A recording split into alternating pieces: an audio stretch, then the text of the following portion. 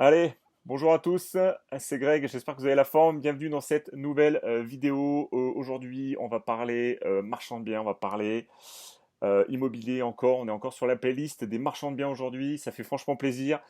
Vous allez voir, qui a un joli parcours aussi en immobilier. Écoute, Thomas, est-ce que tu peux te présenter? Est-ce que tu peux nous dire ce que tu fais dans la vie? Et après, est-ce que tu peux embrayer sur comment tu as démarré l'immobilier, s'il te plaît? Ça marche. Salut Greg.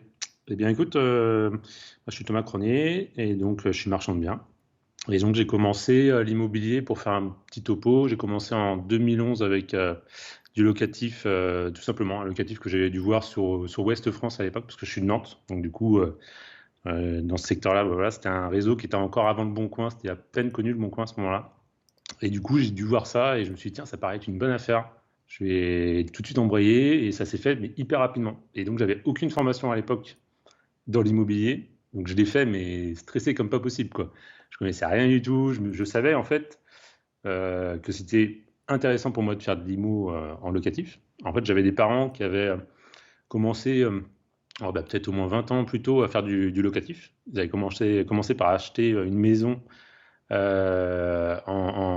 fait, une simple maison, ils avaient fait du nu, tout simplement. Et puis, en fait, je me suis dit, mais tiens, c'est hyper intéressant quand même. Ils achètent un bien et c'est le locataire qui va rembourser. Pour moi, c'était magique, quoi. J'avais peut-être 17-18 ans, je trouvais ça incroyable. Le locataire, il paye tout et toi, à l'époque, je crois pas qu'il y avait de cash flow positif. Donc, c'était pas possible. Je pense pas qu'avec les taux de 98, un truc comme ça devait pas être, ça devait pas être possible.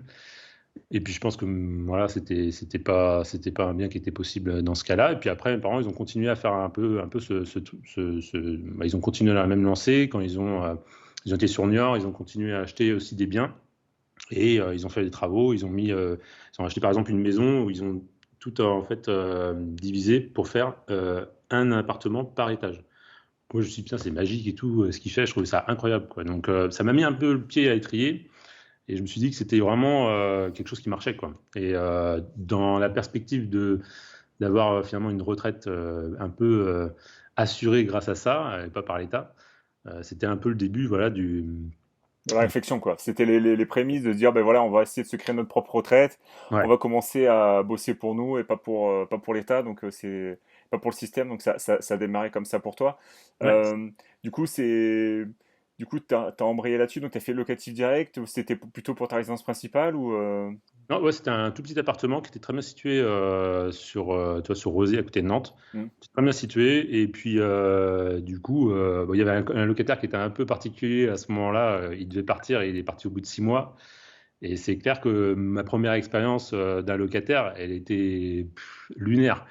Le mec, il m'appelle un jour, je sais pas, il devait être 21h, il avait déjà un coup dans le nez et il me dit, je sais même pas si c'est vous le propriétaire et tout. Il commençait à être hallucinant, quoi. Il se dit, mais dans quoi je suis tombé, quoi.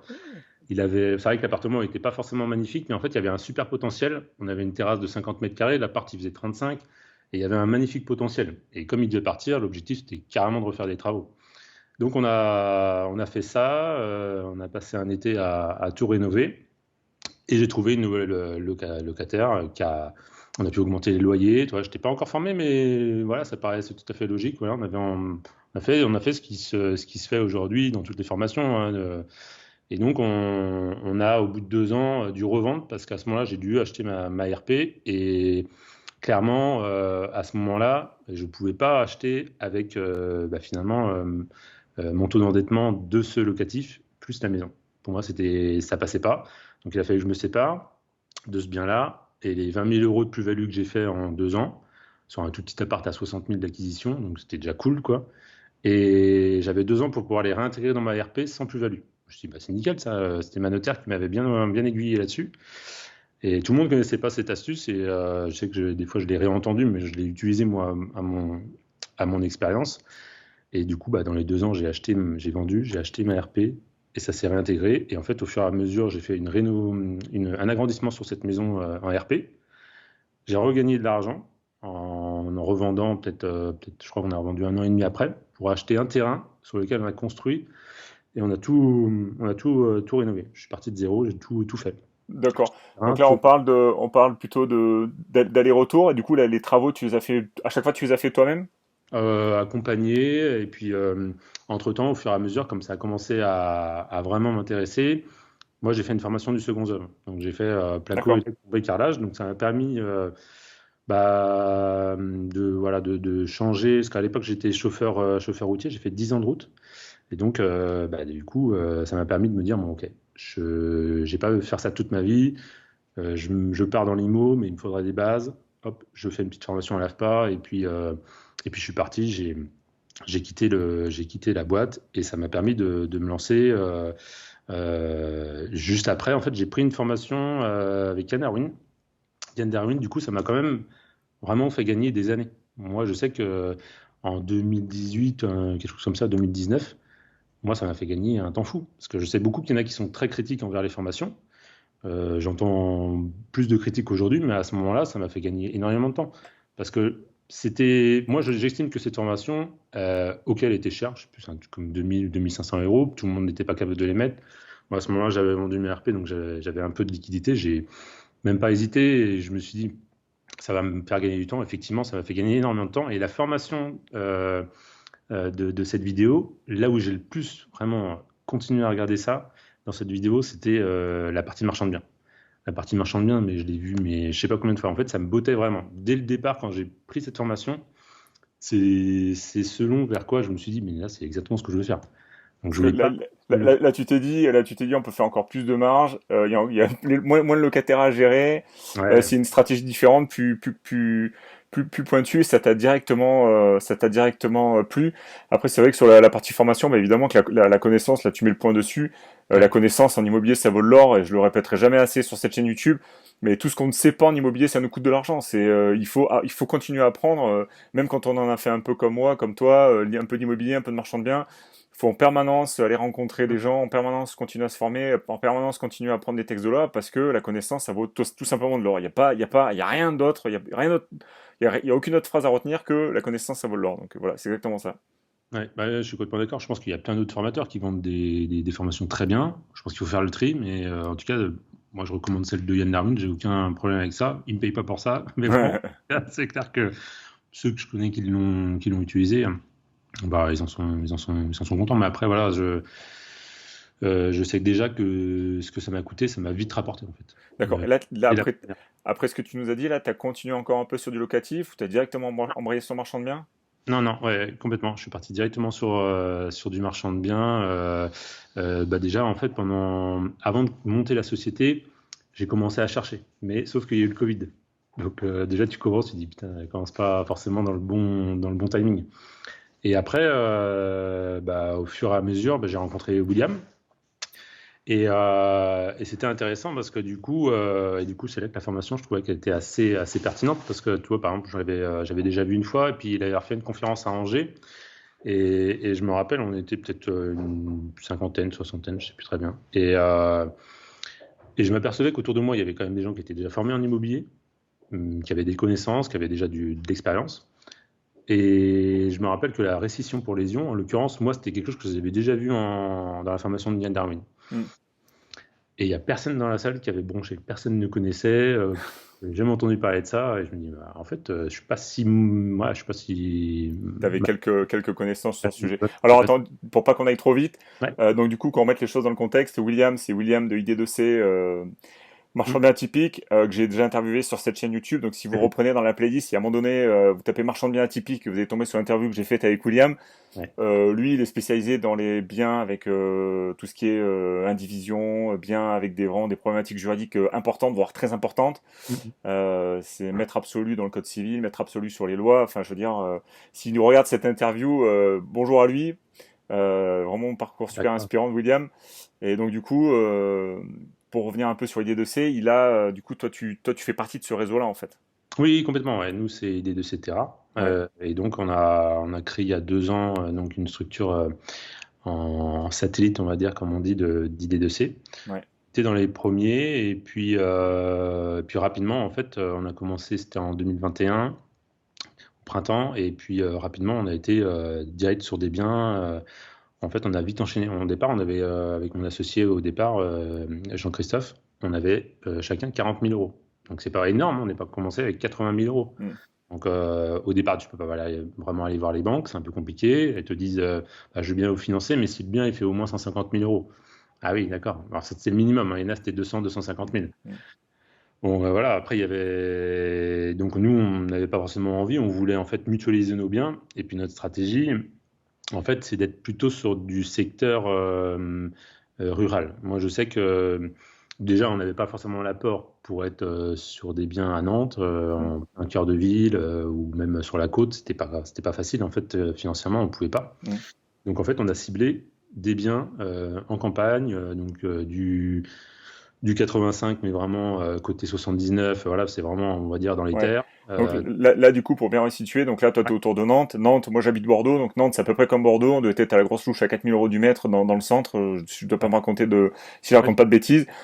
Comme par chez moi, alors moi j'ai plutôt le bassin d'Arcachon, Lacanau, tout ça, où c'est hyper cher. ouais. Toi t'es plutôt sur la Bolle. La Bolle, je crois que c'est encore pire même que Arcachon ou quelque chose pas Ouais. pareil. On doit Non, être dans les 7 ou 8 000 du mètre carré à la grosse louche, non, même plus. on doit être à 7 000, j'aurais dit, 7 000, 8 000. Mais je suis vraiment pas un expert sur les parties Oui. côtières parce que je m'y intéresse pas, en fait. Donc là, du coup, quand tu veux te marchand bien sur ce genre de secteur, les budgets, ils sont commencé à être vraiment, vraiment costauds, quoi. Que ce soit même en réno simple, ça commence à être costaud. Donc toi, tu t'es dit, quand tu parles 79-85, donc si je suis bon en géographie, c'est les Deux-Sèvres et la Haute-Vienne, je crois, si je suis Bah, pas...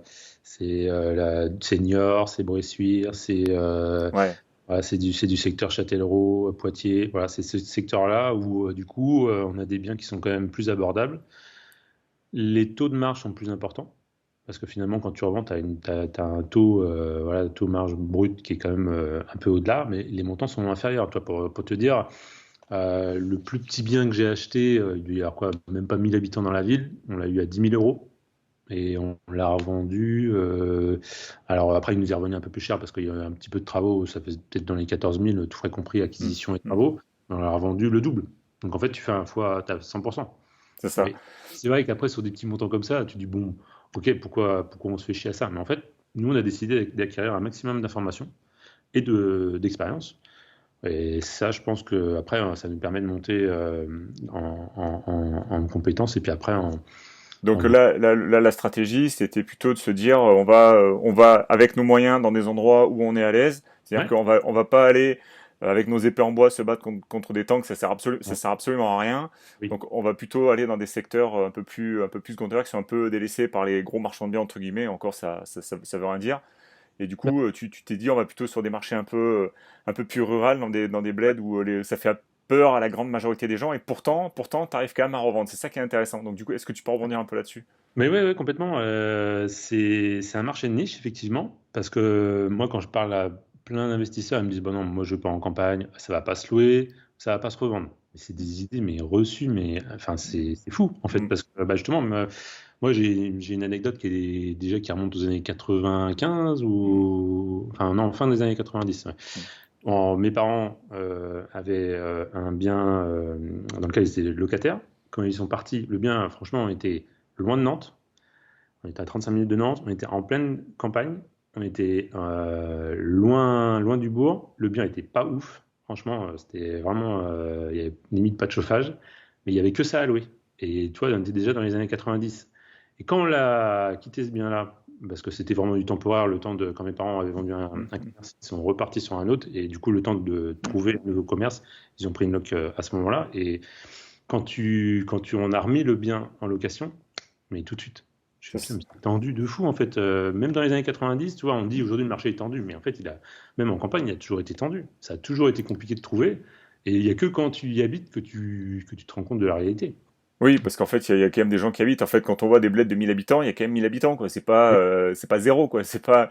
C'est ça. Et puis les biens de qualité, bah, ils sont pas nombreux. Alors des biens pourris, c'est clair, on en trouve plein le bon coin. Tu Mm. tapes une ville de moins d'habitants et puis tu vas trouver plein de biens pourris, il n'y a pas de problème. Mais des biens de qualité qui sont habitables, au moins habitables, pas forcément non plus du grand luxe, bah, c'est compliqué à trouver quand même. Donc il y a vraiment une tension. Alors au lieu d'avoir peut-être 50 personnes qui vont se présenter à toi par rapport à du centre-ville, tu vas peut-être avoir que 5 dossiers, mais c'est suffisant. Et souvent, ce qu'on oublie, c'est que quelqu'un qui est en campagne, il va rester des fois très longtemps. Moi, justement, j'ai déjà entendu plein de fois cette situation où le locataire, il paye le crédit intégralement. Il est rentré, il a duré 20 ans, et tout le crédit est payé par le même locataire. Il Ouais. n'y a pas turnover comme en ville.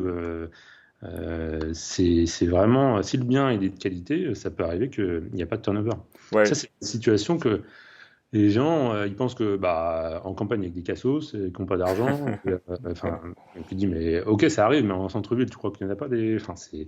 Ouais, Moi, il y a aussi des gens qui travaillent à la campagne. Moi, j'ai eu un cas de figure comme ça dans ma famille. Enfin, c'est même mon père qui a loué une baraque pendant 20 ou 25 ans. Alors, c'était typiquement une baraque de ville T2 ou T3.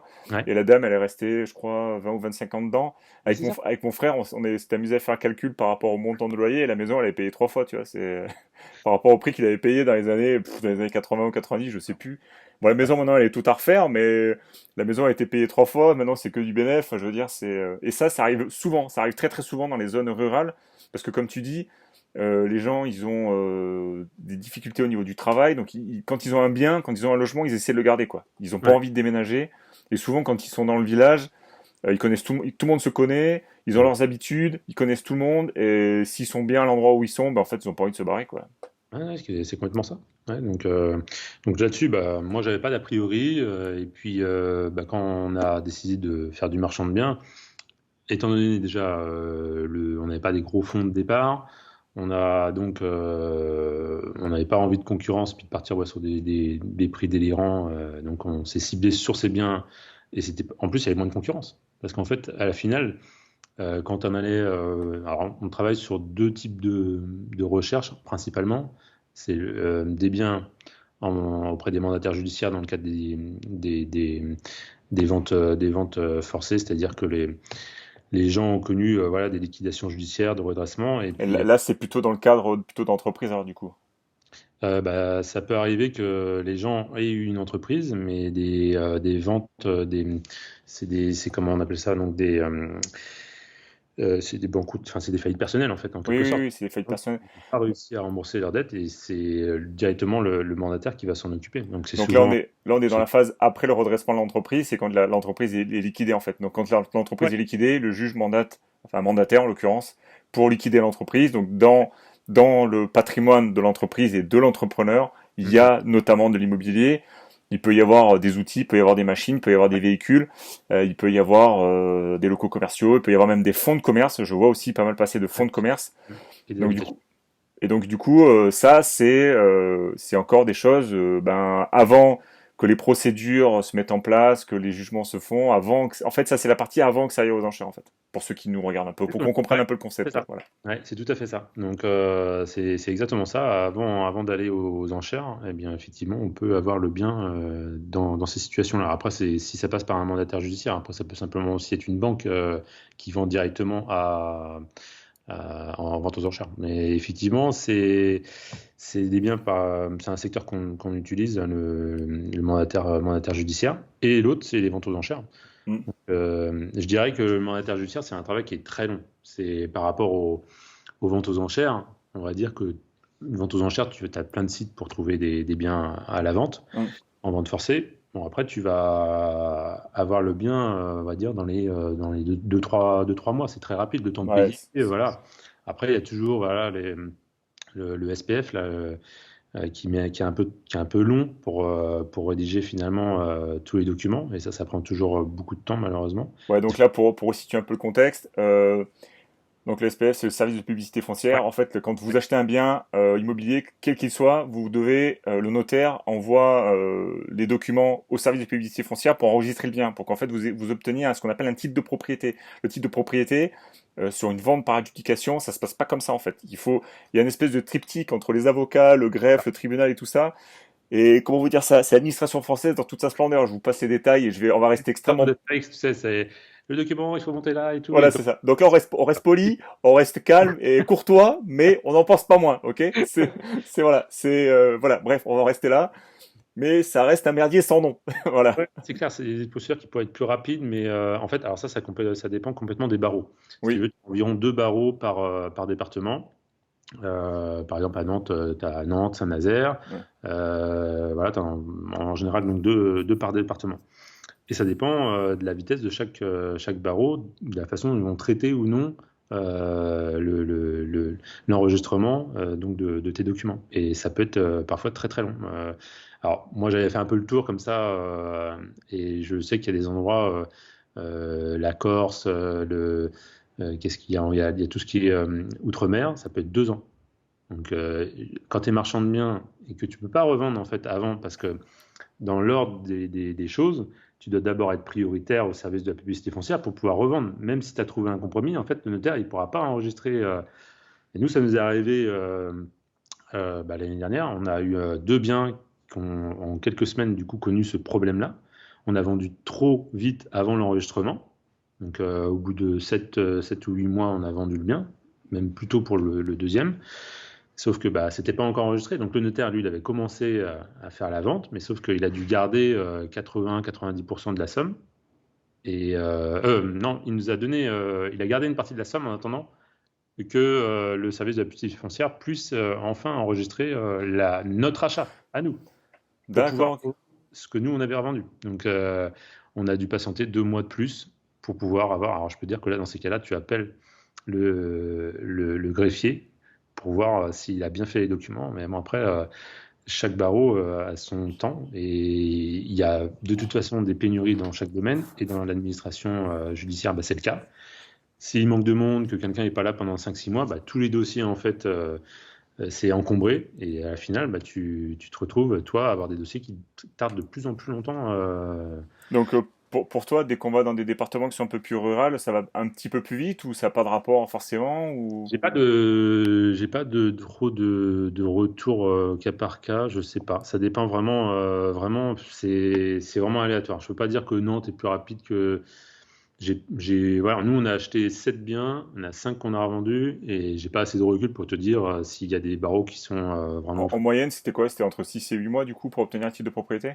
Ouais, c'est ça. C'est C'est 6 mois à partir du moment où tu es 6 mois. adjudicataire ou c'est 6 mois au moment où tu as payé? 6 mois. Il faut payer d'abord. Il faut d'abord payer. Donc, tant que t'as pas payé, t'as pas réglé le problème. Et il faut payer. Et après, c'est 6 mois minimum, je dirais, hein. Franchement, j'ai pas connu plus rapide.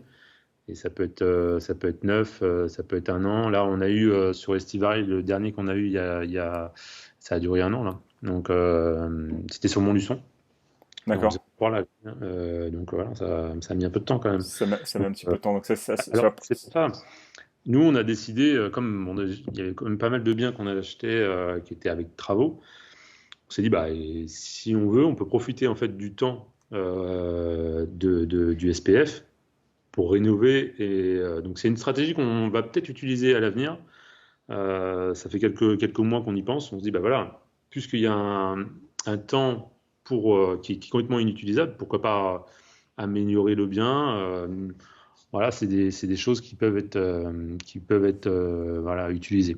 Ça parce qu'en fait, tu te dis, ben voilà, le temps qu'on reçoive le titre de propriété, on peut peut-être essayer de faire un peu de travaux, essayer d'améliorer un peu les choses pour essayer de le vendre peut-être un peu plus cher. Euh, Exactement. du coup, moi, je me pose toujours la question. J'ai fait la dernière vidéo de cette chaîne YouTube justement, ça J'ai parlait vu. des gros travaux, donc on peut en parler. Et donc du coup, là, moi, ça me pose vraiment un vrai gros problème. Tous ceux qui me suivent le savent, c'est que on mobilise de la trésorerie pour faire des travaux et je suis pas certain qu'on récupère vraiment entre l'effort, le temps, l'énergie qu'on va y mettre dessus. Je suis pas certain qu'on récupère forcément une trésorerie plus importante grâce à ça. Donc après, par les temps qui courent, je vais mettre un petit haut là, on va en discuter après. C'est parce que les taux ont augmenté très fort.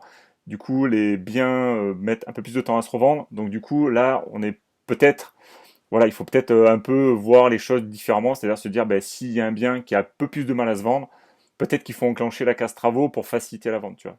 Exactement, parce que si le bien il est difficile, il n'est pas liquide, c'est-à-dire il manque, on va dire, voilà, il faut refaire une cuisine, une salle de bain. Après, ça, c'est des éléments qu'on sait faire. Après, voilà, on reste dans le second œuvre. Le gros œuvre, je l'évite autant que possible.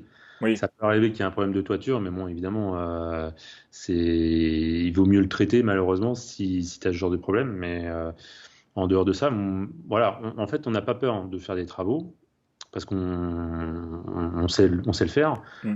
après, évidemment, je vais pas faire que ça non plus. Faut pas que ça devienne une habitude non plus, mais bon. Oui, mais là, en fait, on est dans une année qui est un peu particulière, la hausse des taux, le Mm. marché qui est en train qui a vécu, on va dire, quasiment une dizaine d'années d'euphorie où ça vendait, ça vendait, ça vendait. Il y avait, les taux étaient bas, donc du coup, il y avait de la construction, enfin, il y a eu une espèce d'euphorie. Là, je pense que les chiffres de transactions à la fin de l'année, je serais pas surpris que ce soit clairement en baisse.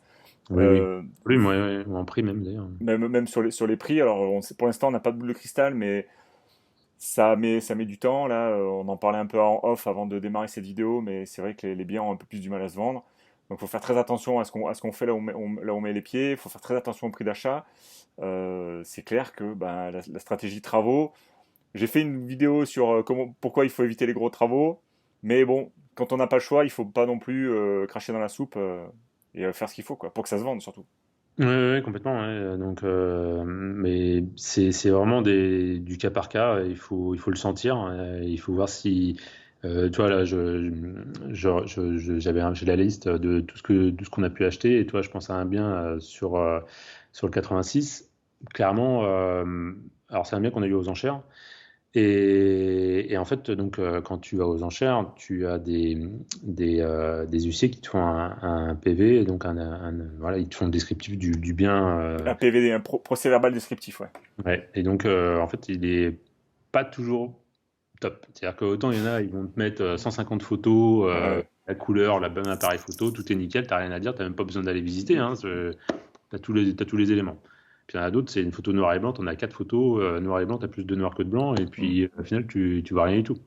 Bon, dans ces cas-là, nous, la stratégie qu'on utilise, c'est quand eh ben, en fait, il faut savoir que c'est l'avocat qui va te donner ces éléments-là. Il va te donner Mm. tout le dossier avec le PV descriptif. Et sauf qu'en général, moi, je regarde qui est l'huissier et je vais directement redemander à l'huissier, vous pouvez me renvoyer le document officiel, parce que je pense que vous les avez pas fait en noir et blanc, les couleurs. Je pense que en couleur, ça va être un peu mieux. Mais ça va pas empêcher, d'ailleurs, sur un autre bien, d'avoir des photos que du plafond. J'avais pas le bas. Ouais, ouais. Moi, Quand j'ai acheté sans visiter. Il y a beaucoup de biens qu'on achète. Je crois que la plupart des biens qu'on a achetés, on les a pas visités. d'accord. C'est une particularité qu'on a, parce que moi j'entends aussi beaucoup de gens qui me disent, faut toujours aller visiter les biens. Mm. Nous, ça nous est arrivé où voilà, on va pas visiter. Évidemment, si on les achète à un très bon prix, c'est notre marge de sécurité. C'est-à-dire que le fait de ne pas se déplacer, de ne pas perdre des heures de route sur chaque bien à vendre, c'est notre marge de sécurité. C'est pour ça que quand on fait des affaires, le taux il est intéressant, le taux de rentabilité il est intéressant, mais sinon on n'y va que si c'est une bonne affaire. Mais c'est clair que c'est aussi notre marge de sécurité. On n'a pas le choix, on n'a pas visité, donc c'est sûr qu'on n'aura pas tous les coups. Mais là, en l'occurrence, l'huissier avait fait des photos principalement du plafond. Et quand je suis arrivé là-bas, en fait, le mec qui avait quitté les lieux déjà depuis 5-6 ans, il avait le syndrome de Diogène et il y en avait plein le sol. Ouais, alors, on va reprendre étape par étape. Donc toi, tu t'achètes sans visiter. Alors, faut bien dire quelque chose, c'est que les procès verbal descriptifs qu'on obtient quand on veut se positionner sur un bien aux enchères sont, la plupart du temps, enfin, c'est un document sur plusieurs pages. En fait, on n'est pas comme sur le Bon Coin à regarder trois photos qui se battent en duel, hyper mal faites, pas très bien fichues. Moi, de ce que j'en ai vu, j'ai eu tout comme toi, j'ai eu des mecs où genre il y avait sur 20 photos, il y en avait genre 19 de l'extérieur, on voyait que de l'herbe, tu vois. Je me suis dit mais là ils ont absolument rien compris. Bon bref, ça m'avait beaucoup fait rire, tu vois, genre il y avait 10 photos de devant du chien en train de se promener, enfin bon bref. À se demander si c'est pas fait exprès, parce que tu dis, mais c'est pas Ouais possible. ouais ouais ouais ouais ouais, je sais pas, je T'es sais à pas. quelqu'un, t'as un ami marchand de biens, c'est pas possible, quoi. Et du coup après sur le reste des photos, bah, je suis tombé sur des dossiers très complets. Je suis tombé, moi, sur des procès-verbal Ouais. descriptifs de 20 ou 30 pages, quoi. Donc, 20 ou 30 pages de photos, de descriptifs, de pièces, de tailles. Ici, il y a une plainte. Ici, il y a un escalier. Ici, il Oui, y a un plaque de oui, placo décollé, tout c'est ça. ça. Et des trucs dont la moitié, dont on se fout, en fait. Tu vois, Et- c'est. Donc, et je me suis dit, bon, quand on a déjà échangé plusieurs fois, tous les deux, on s'est déjà appelé plusieurs fois pour discuter, pour échanger sur les stratégies. D'ailleurs, si vous faites pas ça, je vous recommande d'appeler des confrères. Vous allez voir, on ne mange pas. On ne mange pas. Donc, ouais, on a pas mal échangé. Et c'est vrai que les procès-verbaux, les procès-verbaux descriptifs sont relativement très complets. Donc, toi, quand tu dis que tu achètes sur photo, entre guillemets, il y a quand même de la matière, quoi. Je vois qu'en fait, il y a souvent des photos de l'extérieur. Donc, quand tu dis que tu te mouilles pas trop sur le gros œuvre, déjà, s'il n'y a pas de fissure, Mm. si tu vois que le bien est quand même dans l'ensemble, il est peut-être dans son jus, mais tu sens pas il y a pas de grosses traces d'humidité ou il y a pas de grosses fuites. Enfin, toi, avec ton œil, tu arrives déjà à te projeter sur un bien. Alors, c'est pas qualitatif, c'est pas le mot, mais déjà, structurellement, tu sens qu'il y a quelque chose de sain, quoi. Toi, Oui, ben, c'est vrai qu'après, quand toi, tu vois, tu vas visiter beaucoup de biens, tu en visites des centaines par an, bah, au bout d'un moment, je dis pas que tu vas éviter tous les problèmes. D'ailleurs, il y a des endroits où je vais pas, c'est par exemple au fin fond de la Bretagne, parce que la mérule est vraiment abondante, les problèmes de mérule sont ouais. fréquents là-bas. Et le Finistère, c'est un coin que je fais pas parce que c'est très très fréquent et ça se trouve derrière le placo. Et ça, je peux te dire qu'en gros, ta maison ne vaut plus rien, quoi. Ouais. C'est un vrai problème parce que traiter un problème de mérule, c'est tout enlever le placo, tout brûler au chalumeau. C'est une galère sans nom, quoi. Donc, c'est le seul risque qui pourrait éventuellement nous arriver, quoi. Mais effectivement, en dehors de ce secteur de Finistère que je ne fais pas, je fais des visites, des achats sans visiter. Donc il y a aussi Ouais. un autre point, c'est en général, il y a les diagnostics avec, ou alors on les reçoit. Donc les diagnostics de nos jours sont relativement précis sur les termites, sur le plomb, sur l'électricité, sur l'état de l'électricité. Donc il y a quand même des infos assez importantes. Je pense aussi à l'assainissement aussi. Donc on a aussi des infos sur l'assainissement. Donc en fait, grosso modo, la part de risque, toi tu la prends sur la marge en fait. C'est ça le. Ouais, complètement. Ça peut nous arriver, hein, qu'il y ait quand même des choses qui n'étaient pas dites. Et puis voilà, c'est des quelques milliers d'euros qui partent dans les travaux. Ça nous est arrivé un bien où bah, justement il était en fosse toute eau. Et heureusement, l'assainissement dans la voirie était juste à quelques mètres. Donc il Ouais. a juste fallu faire une tranchée. Ça nous a coûté un devis 3 000 euros. On a déduit le prix. Et puis voilà, on est parti là-dessus. Mais c'est vrai que tu n'as pas tout, mais cette marge de sécurité, c'est ton matelas, quoi. C'est ton matelas de sécurité qui te fait bah, régler des problèmes, en tout cas que tu n'aurais pas. De toute façon, je sais même pas si tu les aurais vus, parce que quand tu fais une visite, que ce soit avec un mandataire judiciaire ou en vente aux enchères, c'est pas celui qui va te faire visiter. Des fois, tu n'as même pas les clés, enfin, des fois, tu as juste les clés avec le mandataire, puis il te dit, bah voilà, va visiter, puis tu reviendras, tu me rendras les clés. Mais il y a des choses que tu peux pas voir, comme le raccordement tout à l'égout. Comment tu peux savoir? C'est compliqué parfois. Parce que là, dans l'occurrence, il y avait le tout à l'égout dans la rue, mais comment on pouvait savoir que c'était encore raccordé au. Alors, Ouais. c'est plein d'éléments comme ça, tu peux les louper. Ça peut arriver, je pense, à tout le monde, mais je pense qu'il faut toujours avoir cette marge de sécurité, acheter pas cher. Après, c'est pour ça que nous, on est aussi parti sur cette stratégie mandataire et vente aux enchères, parce que en plus, on était jusqu'à encore récemment sur un marché qui était toujours haussier. Les gens, ils pensaient que ça monterait toujours. Et dès que tu leur proposais un moins 10%, ils pensaient qu'ils allaient faire une syncope, quoi. Alors aujourd'hui, clairement, on fait des grosses négociations. Alors, je pense qu'on est très acheteurs en ce moment, alors que d'autres ne le sont pas. On fait beaucoup de propositions. Parce que je pense que c'est le moment. C'est le moment d'être. Il faut faire l'inverse de ce que font les gens. Et là, c'est le moment, je pense, d'acheter, de faire des offres à fond et de faire des prix massacrés parce qu'il n'y a pas de concurrence en fait. Donc on est, même si ça choque parfois sur les offres, des biens à 200 000, on leur dit que mais non, en fait c'est 120 000. Si ça fait 2 ans que c'est à vendre 200 000 et que C'est c'est que pas c'est pas le bon prix. C'est- compté, enfin, sauf que personne ne vous a dit la vérité. Bon, bah nous on vous l'a dit, vous l'acceptez ou vous l'acceptez pas, mais en tout cas, nous c'est notre propre vérité, ça c'est sûr. Parce que Là, c'est clair que c'est quand même une bonne stratégie. Là, on parle tout à l'heure de mandataire judiciaire, d'enchères, donc c'est des stratégies qui sont un peu plus avancées pour des gens qui sont un peu plus expérimentés, entre guillemets. Mais ceux qui nous écoutent et qui démarrent, vous, à votre échelle, ce que vous pouvez faire, c'est, dans votre secteur, vous sélectionnez un type de bien. Par exemple, je sais pas si vous cherchez un studio dans une ville moyenne, c'est votre premier achat, un studio ou un T2. Mais ce que vous allez faire, c'est que vous allez en sélectionner, je sais pas, 8, 10, 15. Et vous allez appeler tous les agents immobiliers un par un. Et vous allez dire, écoutez, moi je suis acheteur, mais au lieu que ça soit 50 000, moi je l'achète à 25 le studio. Enfin, je force un peu le trait, mais oui. et en fait c'est l'inverse qu'il faut faire, c'est-à-dire le bien est à un certain prix, moi je suis prêt à l'acheter à tel prix, donc on fait des offres massacrées comme tu dis. Et il faut appeler, il faut en appeler 10 quoi. Et au bout du dixième, il y en a peut-être un qui va dire, bah écoutez là, ce vendeur-là il est pressé, ça l'arrange bien. Est-ce que vous avez des preuves de financement? Mm. Et c'est comme ça qu'on fait des bonnes affaires.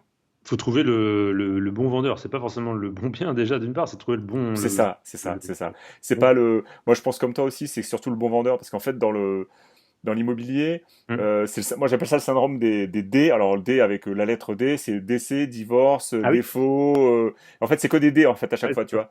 ouais, je connais Euh, ça. Oui, oui, ouais, ouais. alors il y en a 5 ou 6, on va pas tous les faire, mais à chaque fois, il y a forcément une problématique Ouais. pour vendre le bien. Donc forcément, quand je dis décès, divorce, défaut, ça va être un travaux, ça peut être la distance, un décès, par exemple, si c'est un appartement d'une mamie, tu vois, par exemple, si c'est la famille qui vend ce bien-là, et ben du coup, la personne est décédée, les enfants sont je sais pas où, ça les intéresse pas, donc du coup, ils sont prêts à vendre. Ils savent très bien que l'appartement est payé, ils vont récupérer la moitié chacun, ils sont pas à 20 000 balles près, quoi, tu vois. Ouais.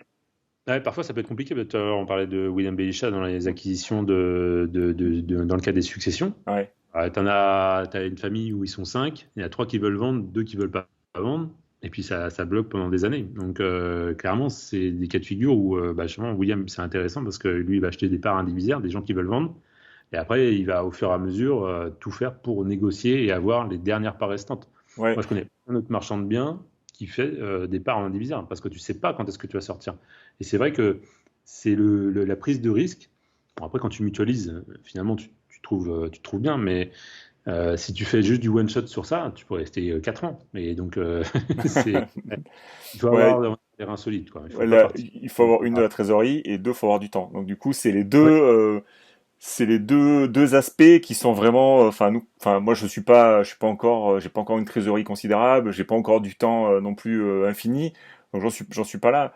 Mais c'est vrai que quand tu as du temps et de l'argent, acheter des parts d'indivision, c'est quand même intéressant parce que d'une, t'achètes à des prix qui sont au ras les pâquerettes, parce que les gens en ont marre, ils veulent vraiment, ouais. c'est des histoires de famille, c'est Ah, ils des, veulent juste partir du truc, en fait. c'est ça. Ils lâchent le truc, en fait. Et là, ce qui est intéressant, c'est que toi, tu rentres là-dedans. Des fois, ça peut même débloquer les situations parce que c'était, par exemple, quelqu'un qui était mal vu, ou alors les gens changent de position ou changent de vue par rapport ben, à toi qui est une personne plus lambda. Donc, du coup, ça amène une autre approche, tu vois. Donc, Ouais. Ouais. En fait, des fois, il suffit simplement de changer d'interlocuteur. Si c'est que entre familles ou avec le notaire, hein, s'ils ont ouais, le notaire dans le nez, clairement, ou qu'ils s'entendent pas du tout entre, comme c'est souvent le cas entre frères et sœurs ou dans la famille, il suffit d'avoir un interlocuteur qui est extérieur et qui va mettre les problèmes à plat. Et puis là-dessus, William et Olivier Dego, du coup, ils savent faire. C'est vraiment un truc, voilà, c'est quelque chose qu'ils savent bien pratiquer. Mais du coup, ils trouvent des solutions comme ça. Je pense que c'est des approches, voilà, alternatives qui font penser qu'il n'y a pas que le bon coin, quoi. Il n'y a c'est pas que le bon ça. coin des agents immo. C'est ça. Et là, on parle depuis le début de stratégie où on essaie d'éviter au maximum les travaux. C'est-à-dire qu'on essaie d'acheter vraiment à des prix vraiment défiant toute concurrence. Là, tout à l'heure, on parlait de mandataire judiciaire. Hum, Là, on parlait hum. d'enchères. Là, maintenant, on parle de part indivisaire. Donc là, c'est des stratégies très avancées. Mais en tout cas, c'est quand même cool pour ceux qui nous regardent sur YouTube, qui sont dans la playlist Marchand de biens, parce que c'est des stratégies dont on parle peu, voire pas. Hum. Je dois être un des rares seuls à parler de part d'indivisaire là sur cette chaîne YouTube. J'en entends absolument jamais parler. Pourtant, c'est des stratégies qui fonctionne. Il faut être juste prêt à y passer du temps. Il faut être prêt à bûcher le code civil. En fait, c'est des trucs. Ouais, c'est ça. C'est Hum. tellement chiant que personne n'a envie de le faire, quoi. Personne n'a Bah, envie de le faire. c'est toujours intéressant d'attaquer un marché de niche. Je Ouais. pense que tu t'évites des concurrents et puis tu as toujours plutôt des bonnes rentabilités. Oui. Si tu fais quelque chose que tout le monde fait, comme dit Warren Buffett, si tu n'as pas de barrière à l'entrée, à un moment donné, tout le monde est capable de faire la même chose. Donc, si tu es capable de mettre une barrière à l'entrée de ton business, justement, tu vas avoir des plus belles marges et moins de concurrents. Moi, je pense que c'est des bonnes stratégies d'avoir toujours des marchés de niche. C'est pour ça que, par exemple, voilà, tout le monde peut le faire demain, mais je sais ce que je dis, par exemple, de faire du rural pour de l'acquisition de biens. Il y en a qui le font, mais tu as beau le dire à 100 personnes, il n'y en a qu'une ou deux qui vont faire le pas. Ouais, c'est vrai. En fait, C'est vrai. j'ai pas de problème à le dire qu'il faut faire ça, puisque en fait, je sais très bien que les gens, c'est juste dans la tête, il faut se dire, mais ah oui, en fait, il peut y aller. Mais les personnes qui vont se lancer vont être très peu nombreux. Mais même si je le répète plein de fois, je sais que très peu de gens vont le faire parce qu'ils vont se dire, ouais, mais non, en fait, il a Ouais, dit, c'est. on peut Mais parce qu'en fait, c'est pas pas. faire. Hein. C'est encore une fois, j'en parlais avec je sais plus qui, mais je crois que c'était ce matin encore. J'ai encore eu, enfin, j'appelle souvent des copains investisseurs ou des fois il y a des gens qui m'appellent, donc je suis souvent au téléphone avec d'autres copains investisseurs. Et ce matin, on parlait là-dessus, c'est que les gens veulent être millionnaires ou milliardaires, mais personne ne veut les problèmes qui vont avec, tu vois. Ouais, c'est vrai. Mm. Et c'est exactement ça la phrase que tu racontes, c'est, ok, là tu parles de sortir de sa zone de confort, essayer d'aller moi, sur le groupe Facebook Esprit Immo, je disais aux autres, ben, c'est quand les sentiers s'arrêtent que l'aventure démarre, quoi. Et Ouais, c'est là quand l'aventure démarre que t'as plus de concurrence, mais du coup, tu te retrouves face à tes propres émotions. Acheter de l'immobilier rural, là tout à l'heure aux enchères ou via des mandataires judiciaires, bah c'est un peu costaud, quoi, parce que tu dis personne va jamais acheter ça, alors que c'est faux, faux, faux, faux, faux. J'en parlais avec William il y a quelques semaines de ça, j'ai changé justement sur mes acquisitions que j'ai actuellement. Il disait, écoute Grégoire, nous dans nos acquéreurs, il y a des gens qui achètent cash, même en zone rurale. bien sûr. Bah, en plus, en fait, moi, je me suis toujours dit, mais les taux n'ont pas d'impact sur enfin moins d'impact en tout cas sur les acquéreurs en zone rurale. Leurs biens, ils coûtent moins de 100 000 euros en bon état. Tu as des très bonnes maisons entre 60 et 100 000 euros qui sont vivables. Alors, il y a peut-être du rafraîchissement à faire, je dis pas, mais c'est vivable. C'est pas, Mm. voilà. Et, et en fait, le taux, il a beau passer de 1 à 4, leur mensualité, elle va pas passer, ça va pas non plus, ça va passer peut-être de, allez, 350 à 450. Mais quelqu'un qui a un SMIC, tout seul, il va pouvoir se le payer. Donc, pour moi, c'est justement, le taux d'intérêt, là, aujourd'hui, sur les zones rurales, il n'a pas un impact énorme. Et tu vois, là où on a plus de difficultés, c'est sur des secteurs en Loire-Atlantique pour revendre des biens, dans des secteurs plus tendus. Alors qu'en l'occurrence, on pourrait croire justement, je ne sais plus si je l'ai dit avant qu'on enregistre, mais en fait, c'est juste, comment dire, là où on a le plus de difficultés, alors qu'on pourrait croire que c'est le secteur le plus tendu qui marche le mieux. Alors que finalement, mon bien à Montluçon, bah, je l'ai vendu plus rapidement. Alors il n'est pas à Montluçon même, en plus, il est à 15 km au nord. Donc on est sur une ville de peut-être 2000 habitants et tout est comme ça. Dès que c'est en secteur rural, bah, je trouve que ça va beaucoup plus vite.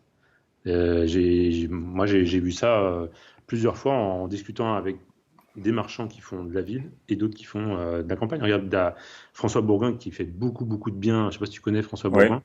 Il fait beaucoup, beaucoup de bien quand même en campagne, hein, et il vend énormément, hein. Il y a pas Oui, de. oui, oui. Oui, alors on le salue aussi, peut-être qu'il y aura cette vidéo. Donc c'est Luxio, François Bourgoin. On peut le retrouver sur LinkedIn et sur Facebook. J'ai pas eu la Ouais. chance de le rencontrer, mais c'est vrai que François, il en fait pas mal sur des secteurs ruraux, voire très rural aussi. Lui, il achète des grands corps de ferme qui divisent et tout, donc c'est encore des stratégies, Ouais. c'est encore autre chose, quoi. Ouais.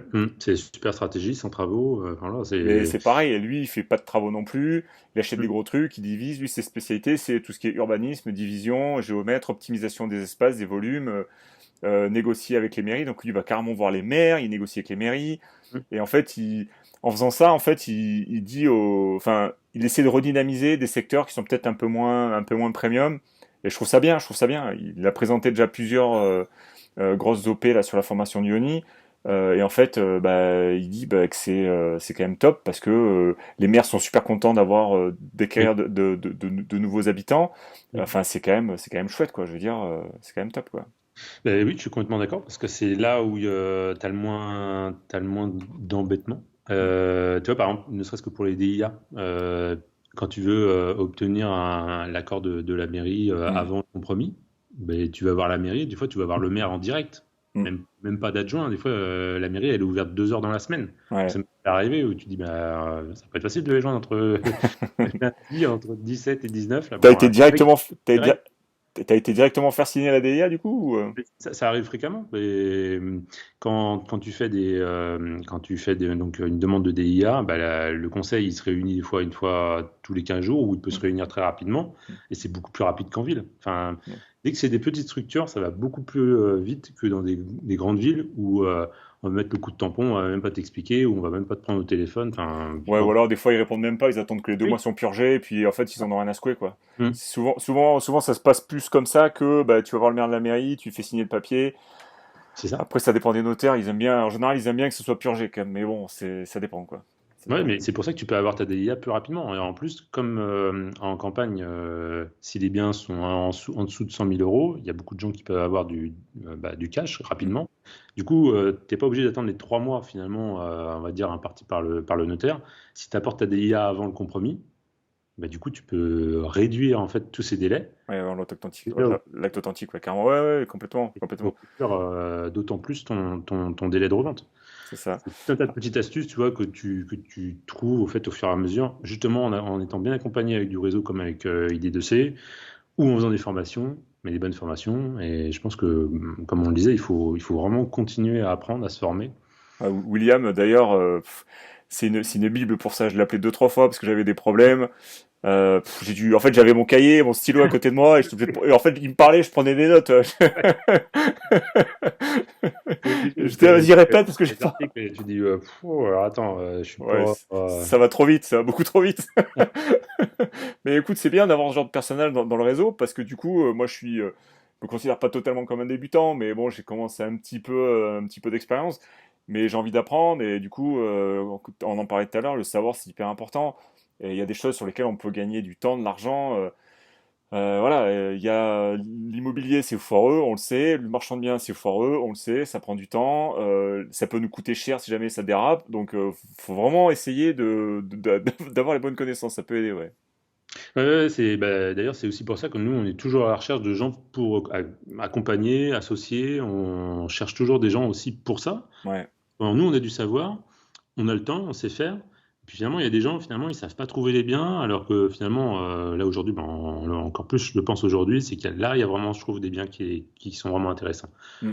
Autant j'en voyais pas tellement avant et j'allais sur les ventes aux enchères, autant là, en particulier sur les immeubles, j'en trouve régulièrement. Ouais. C'est là que c'est intéressant d'accompagner des gens qui veulent rentrer et faire des opérations de marchand de biens pour une première fois et pour pouvoir leur montrer que voilà. Moi, j'adore ça accompagner. Tu as vu, quand tu m'as appelé, j'ai jamais caché tout ce que je pouvais te dire.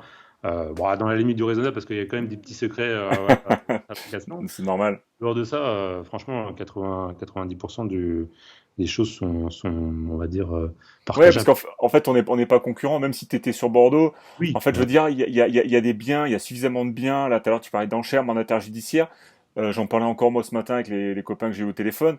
Je peux pas tout acheter. Enfin, on peut pas tout acheter, c'est pas oui. possible, quoi. C'est pas possible. Et là, on parle pas du Bon Coin, on parle de biens qui sont en dehors du Bon Coin, quoi. Et même ces biens-là qu'on voit, qu'on trouve, il y a beaucoup de typologies sur des budgets. Moi, j'ai vu passer des biens là sur Bordeaux aux enchères à 750 000 euros. Je peux pas aller sur un bien à 750 000 euros. Enfin, j'ai pas les reins encore pour ça. J'ai rien que le chèque de banque, déjà 10%, déjà 75 000 euros, déjà. Déjà, ça commence par là, déjà. Mais Donc, c'est ouais, vrai, il vaut mieux faire 50% ou 25% d'une bonne affaire que 100% de zéro. Enfin, pour c'est moi, ça ça. paraît tellement logique. Il vaut mieux. Et puis, de toute façon, c'est du savoir que tu partages. Et en l'occurrence, tu peux pas tout faire. Enfin, dans la vie, il vaut mieux. Puis voilà, c'est humain, quoi. Je pense il faut Oui. apprendre à partager. Puis C'est génial, quoi. je pense qu'il y a pas beaucoup. Je pense qu'en fait, on n'est pas très très nombreux à vouloir aller sur ce type de stratégie, à vouloir se challenger sur des choses vraiment difficiles.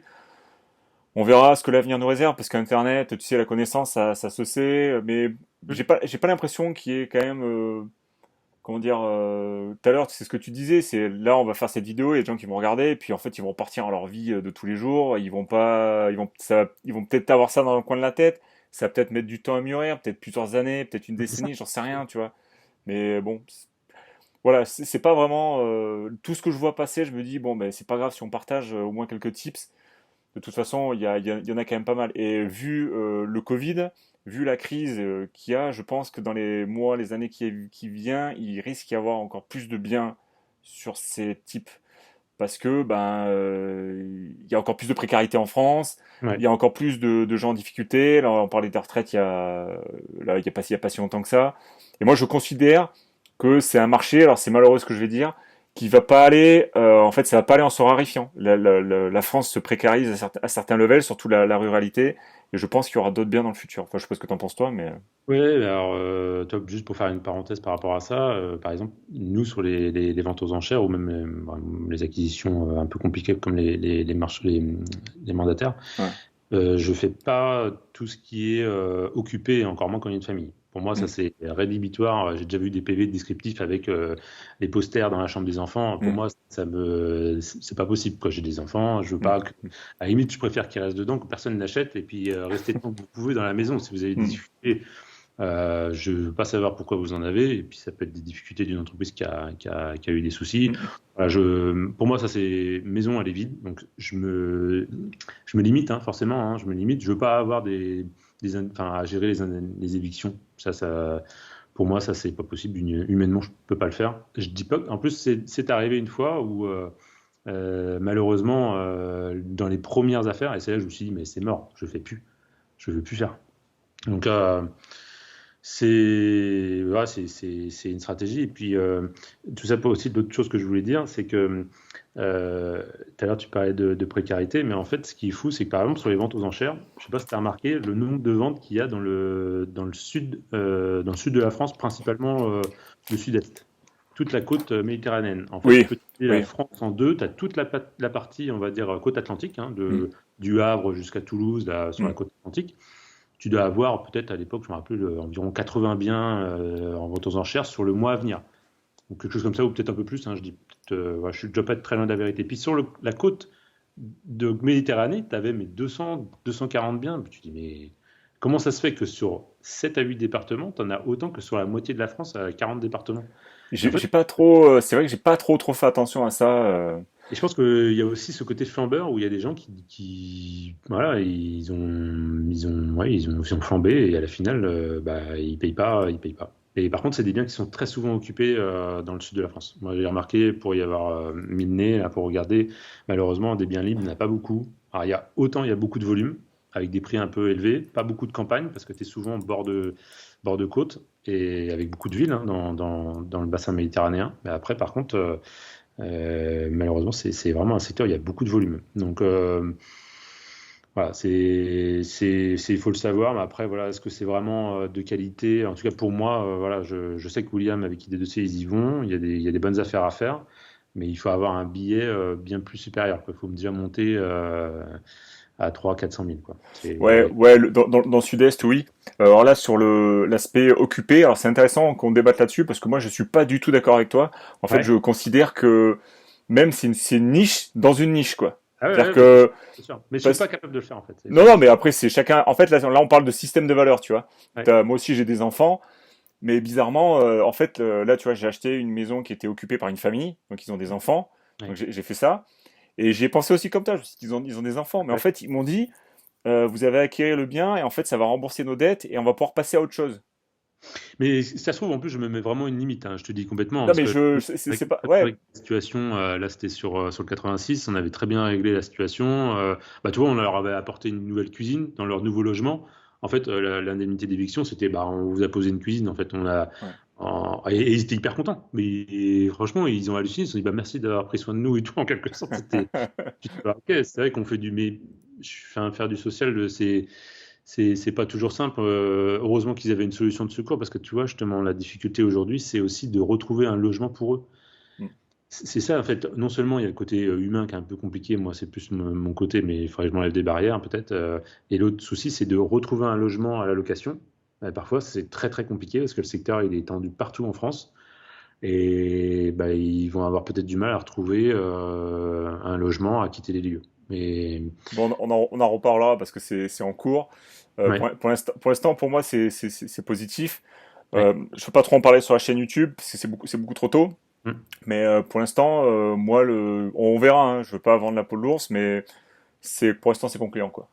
C'est Non, concluant et c'est concluant sur le prix d'achat et ça sera, j'espère, concluant aussi sur le prix de revente, quoi.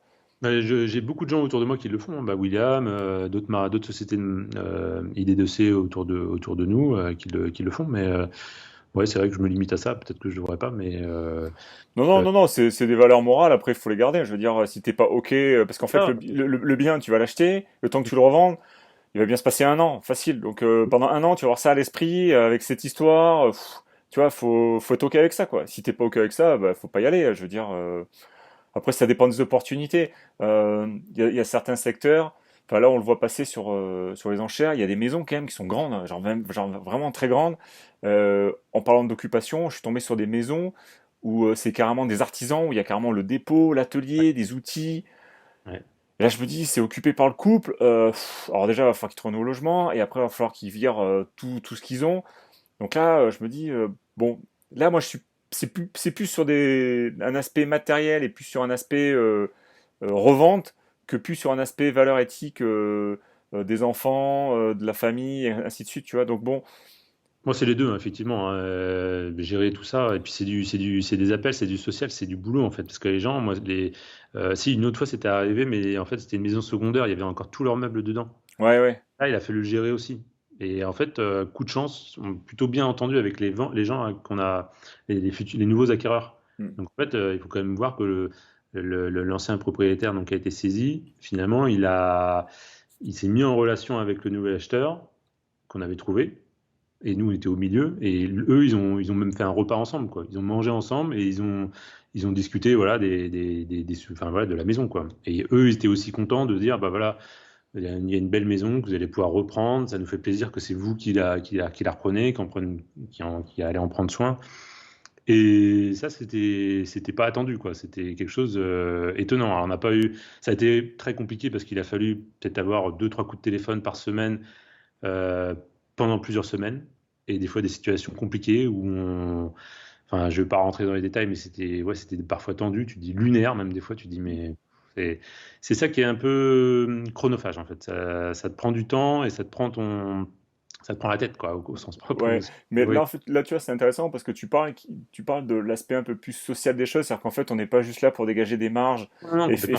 Ouais. et faire que de l'argent.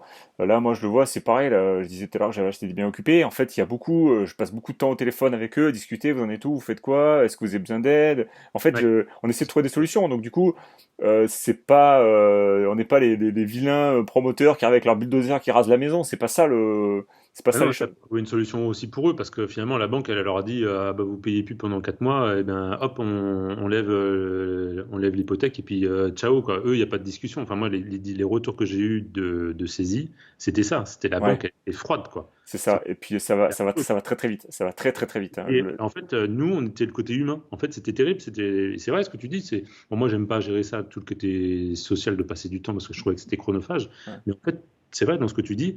Tu as apporté une solution humaine à quelqu'un qui n'a pas ouais, connu depuis des mois ou des années, parce que des fois, les procédures, c'est 10 ans. ouais. Pendant 10 ans, il y a le mandataire, il y a l'huissier, il y a la banque, il y a que des emmerdes. Et toi, tu arrives et tu viens de dire, bah, si vous voulez, je peux vous offrir une indemnité d'éviction pour partir et pour vous reloger. Oh, ah ouais, Ouais, ben, ouais. j'avais parlé comme ça. C'est Ouais, puis là, du coup, sur les ventes aux enchères, les gens, le créancier s'assoit sur la partie, en fait, il récupère l'argent de la maison et il s'assoit sur le reste. Donc, en fait, du coup, logiquement, bah, il faudrait à revérifier, mais la dette est soldée. Donc, en fait, les gens, on achète la maison, ouais, ils savent que quand ils s'en vont, ils vont redémarrer sur une autre vie, tu vois. ouais, exactement. Ah, ça, c'est des arguments que j'essayais Oui, d'apporter au début quand je cherchais des biens. Ouais, parfois, ça marchait pas toujours, hein. Les gens ne comprenaient pas que, en fait, ils étaient ouais. dedans, ils étaient logés, nourris, enfin, ils étaient Ouais, payés. on paye plus le crédit, la maison est gratuite, c'est cool, Voilà, quoi. ça fait 10 ans qu'ils payaient plus rien, mais ils faisaient plus l'entretien non plus, donc Ouais, ça, c'est aussi ouais. compliqué. Je lui dis, mais, ah ouais, mais en fait, vous abusez, parce que ça fait 10 ans que vous êtes là. Enfin, bon, après, voilà, c'est un choix, hein. Je ne veux pas Ouais, juger. c'est des choix. Mais bon, là, c'est des stratégies avancées, là, tu vois. On divague, en fait, on laisse la vidéo enregistrée, ça fait déjà 1 heure qu'on discute, tu vois. Alors, C'est bah, top. voilà, de toute Ouais, façon, moi, il faut pas me parler d'immobilier, parce que sinon, après, j'arrête pas. on s'arrête plus. Voilà, mais moi aussi, c'est pareil. Là, du coup, ça fait 1 heure qu'on parle, ça fait une super vidéo, c'est top.